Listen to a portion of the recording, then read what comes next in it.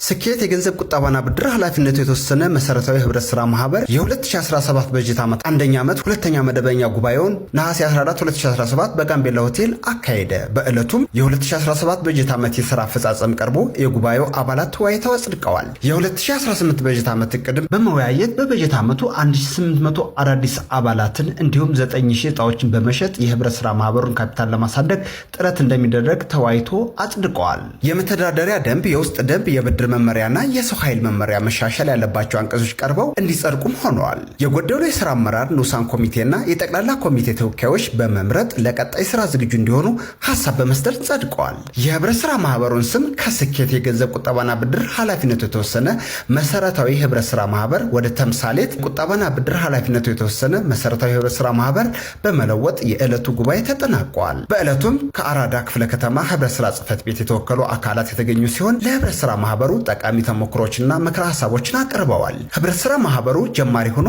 ለአባላት በዚህ ፍጥነት ተደራሽ መሆኑ ይበል የሚያሰኝ ነው በማለት የአባላትን ተሳትፎ በመጨመር ደግሞ ከዚህ የበለጠ ውጤት እንደሚያመጣ እምነት እንዳላቸውም ገልጸዋል። ተምሳሌት ቁጠባና ብድር አድራሻው ከ4 ኪሎ ወደ መገናኛ በሚወስደው መንገድ ራስ አምባ ሆቴል አጠገብ ይገኛል። ለበለጠ መረጃ ይደውሉ በ0969 04 05 06 ተምሳሌት ቁጠባና ብድር